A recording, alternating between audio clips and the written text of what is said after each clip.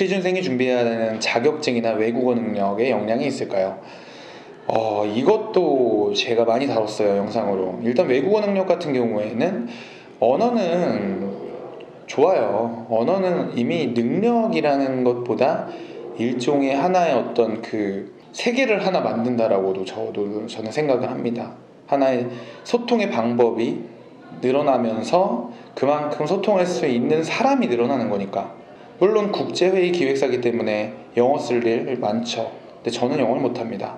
자랑은 아니고요. 그리고 자격증도 보면은 여기 질문 중에 이제 커말이라든가 이런 자격증에 대한 질문이 있었는데, 자격증이라는 게 있으면은 좋죠.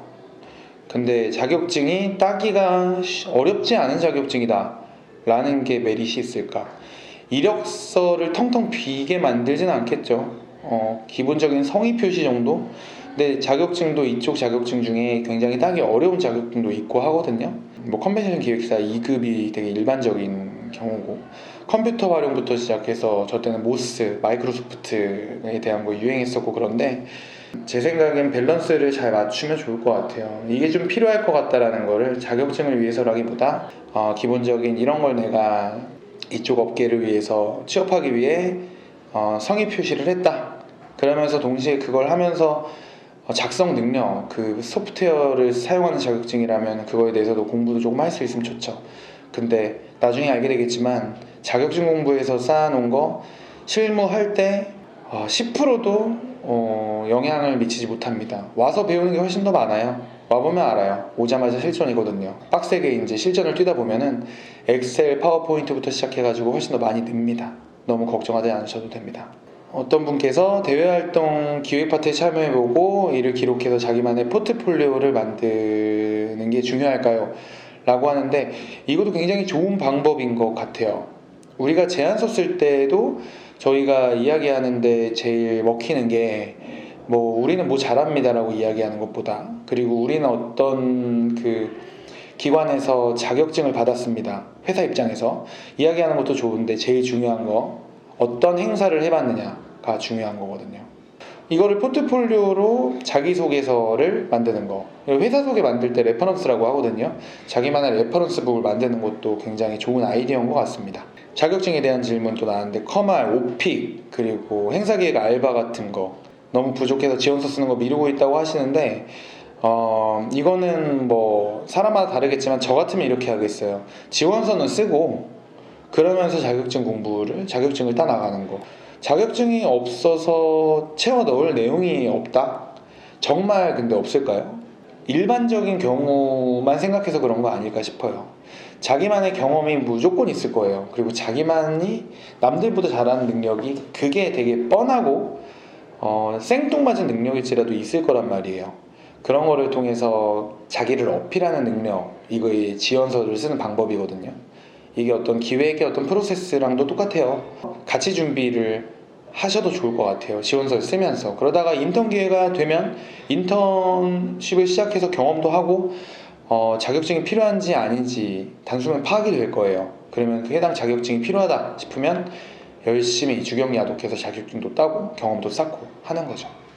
네, 그리고 식대에 대한 내용 나왔습니다. 아주 중요하죠. 민감한. 보통 회사들에서 식대는 제공이 되나요? 야근할 때 야식비 이런 건 지원이 되나요? 궁금하네요.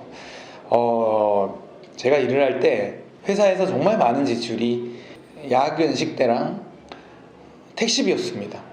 너무 제가 생각해도 이제 직장인으로서 회사를 다니는 상황에서도 굉장히 아까웠는데, 나중에 너무 피곤해서 그렇게 되거든요. 근데 그거 다 이제 나오는데 이게 회사에서 주는 거라고 봐도 되고요. 사업비에서 주는 거다라고 봐도 되고, 이게 일을 수주해서 일을 하잖아요.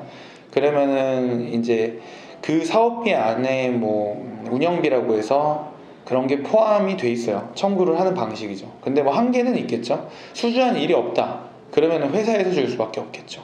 이거는 지원이 됩니다. 그리고 이거를 지원해 주는 회사로 들어가십시오. 야근을 시키면서 야근 식비를 안 주는 회사는 들어가지 마세요. 그리고 마지막입니다. 업계에서 유연근무제 실시하기도 하나요? 올빼미라 늦게 출근하고 늦게 퇴근하고 싶네요 라고 이런 질문 주셨는데, 요즘은 적용하고 있는 회사가 좀 있는 걸로 제가 알고 있어요.